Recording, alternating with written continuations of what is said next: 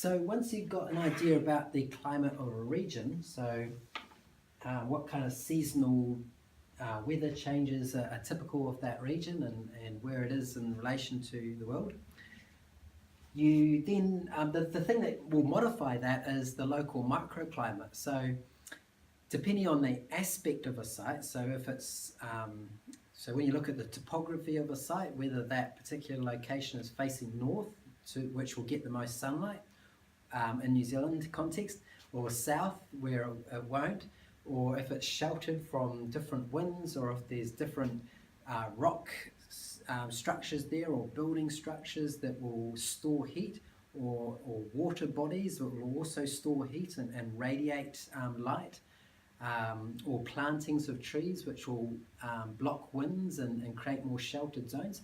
All of these things will create microclimates within a particular area, which will modify the climate of it and either make it more beneficial or worse for growing different crops and make them, grow them in a profitable manner.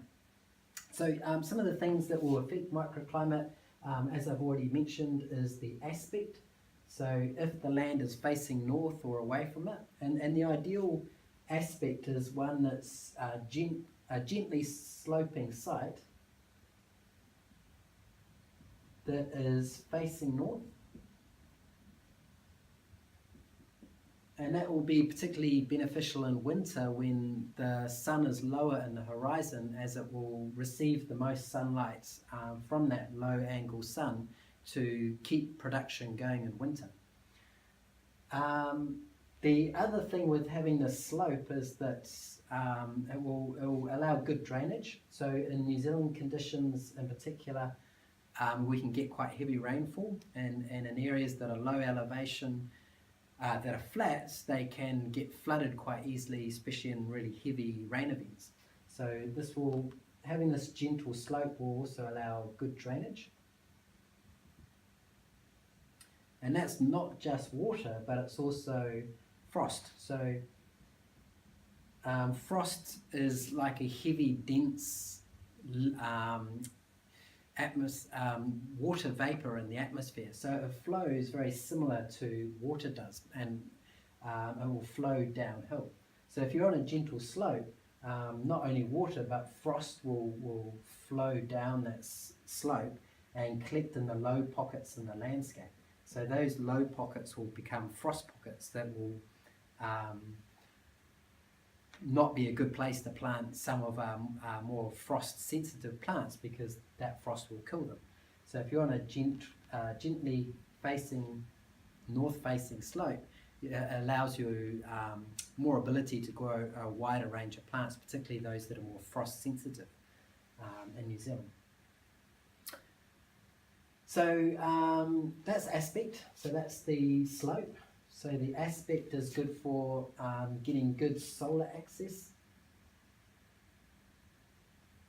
but also for good drainage of water and frost. The other thing that can affect microclimate is shelter. So in New Zealand we've got a dominant northwesterly wind because we have got air that's coming at us from the north. So as the air in the atmosphere is heated around the equator, it's rising up and it's getting pushed southwards.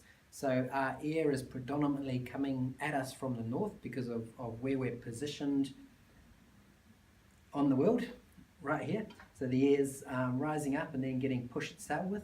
So it's coming at us at a northerly direction, but because the earth is spinning in an easterly direction too, that air is being twisted in a westerly direction due to the spinning of the earth. So that's why it comes at us in a northwesterly direction. So shelter from prevailing winds.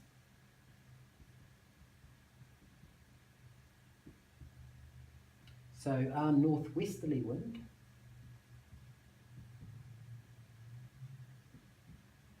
is prevailing wind, and that will have the biggest impact really in spring and summer. It will be strongest in spring when the seasons are changing, And in summer, it has the biggest impact to really dry out landscapes and affect production by excessive evaporative water loss and stressing the plants.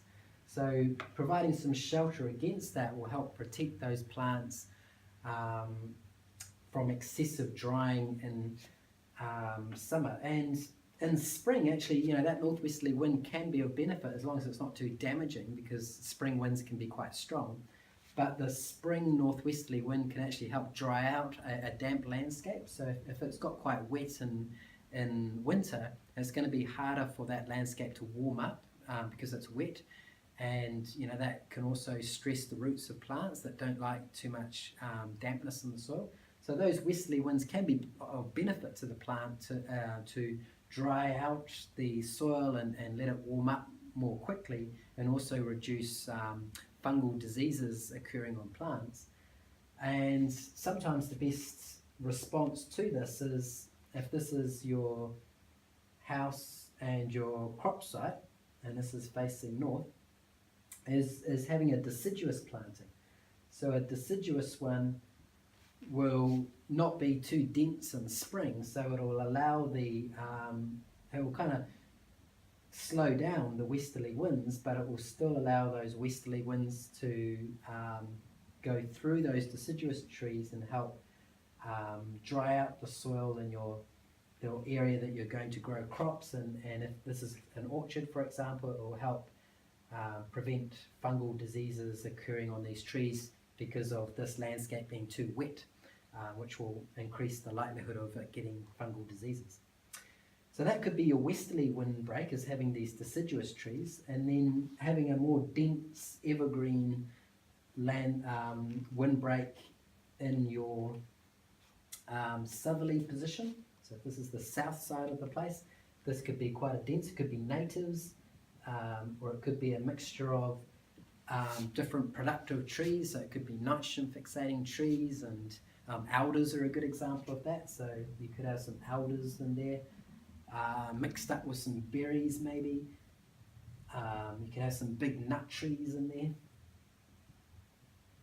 So that might be an example of a more productive southerly windbreak, or it could be just natives, or a bit of a tiered planting of different things. And when you look at wind shelters, it's quite good to model it off how natural forests form.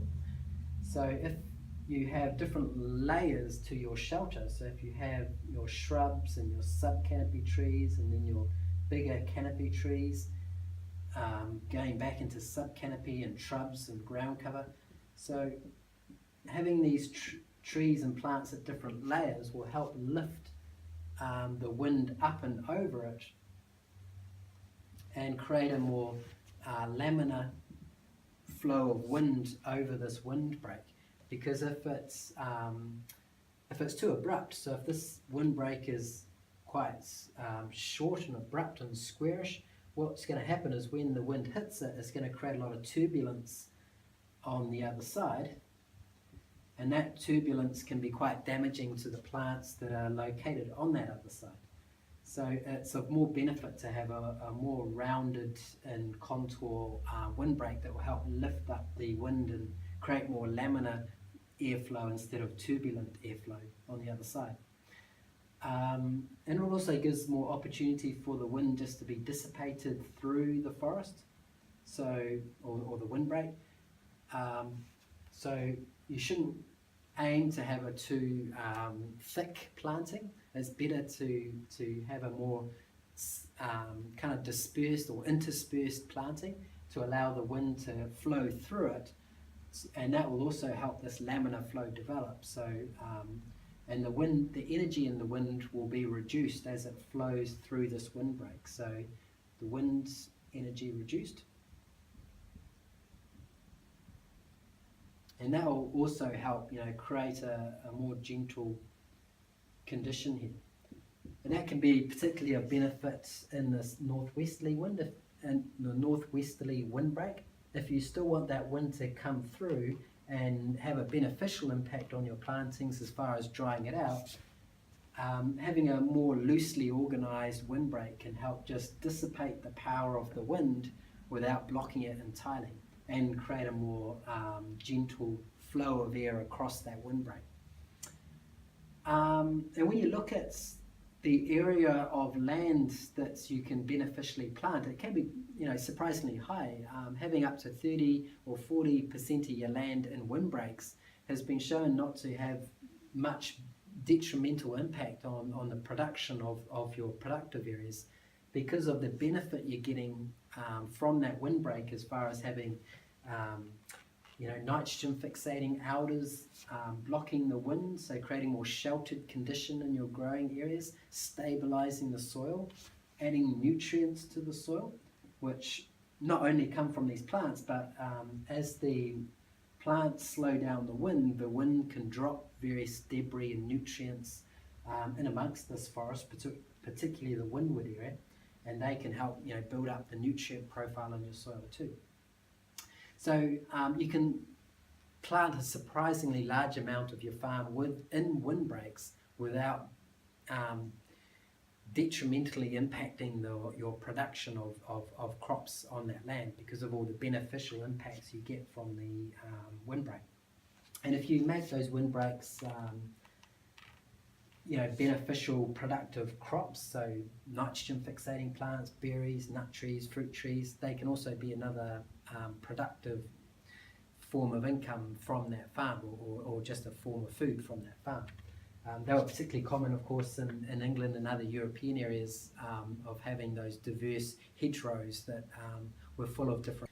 So another thing as far as modifying the climate goes is making use of the water and the water dynamics at that site. So when you have got, you can use water to store heat in a landscape and also reflect light. So if you've got a production area that is, so this is north here, that is positioned south of a pond, the water will help store the heat that is shining on it and re-reflect it into your production area. And also not only heat, but reflect the light as well, which will modify that production area and make it warmer and increase the light levels to increase production of plants.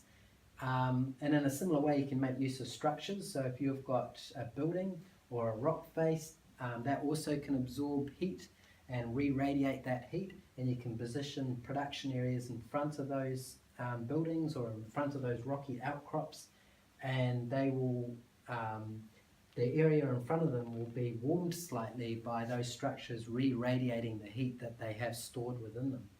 So if this was a natural context, a nice position would be just below a rocky outcrop, which would help lift any of these southerly winds and give it a bit of protection. Just up from a pond, which will help store and re-reflect that light. And you can also tie it in with some swales, which will help capture and direct the water and the nutrients from further up the site into your production area. So that's the last thing I'll look at quickly is how you can make use of the flow of water through your landscape. So just to kind of reflect back on what we've covered already, so we've looked at structures, so how we can store heat within them and position growing areas in relation to ponds in your landscape, shelter an area, so create plantings to slow down the wind and shelter damaging winds from your production areas, positioning those production areas with good aspect to where the north is, so where the sunlight's coming from. And then on the wider landscape, you can also tie it in with the flow of water through that landscape as far as where you locate your production areas. So if this was a kind of a slope to a land, so you've got the high elevation site up here and a low elevation site there, water's going to be flowing along that landscape, along the topography, and it will collect in recesses, so in gullies within that, and you can connect those natural depressions or gullies within your landscape with swales.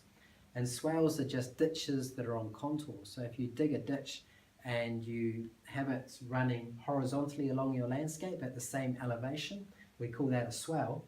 And what that will do is the water that enters into that swell will slow down and spread out through your landscape, and you can connect it in with the gullies and create ponds in these gullies to help collect the water as well.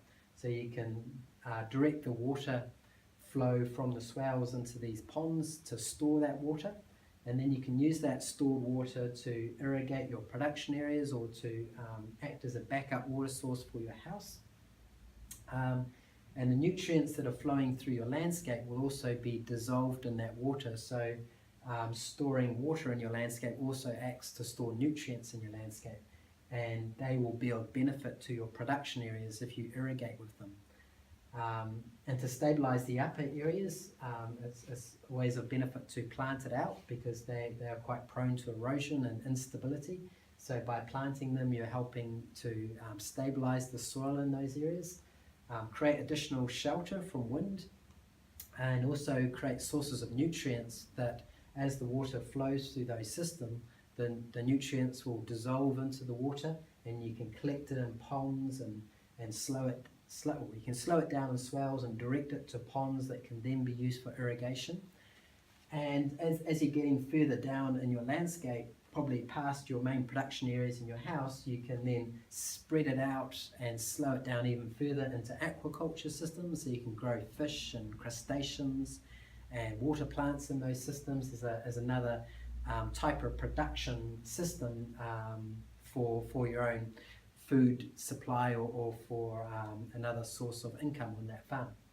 So that's kind of looking at a bigger landscape level, how you can modify your microclimate and position your production system in association with these big topographical features and water flows through your landscape, and create a more beneficial production areas by positioning it well in respect to all the different factors in that landscape.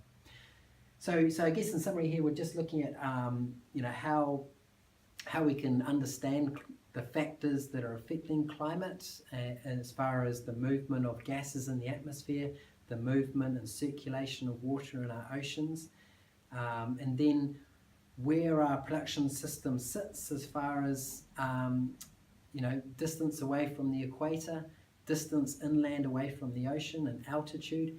And then once we've got an understanding of the general climate for that region, how can we work within the different context of the topography and the water flow and the shelter and existing structures in it to create a more beneficial microclimate, and position our production areas and our houses in the best position in relation to those surrounding features to improve our chances of getting a good level of production.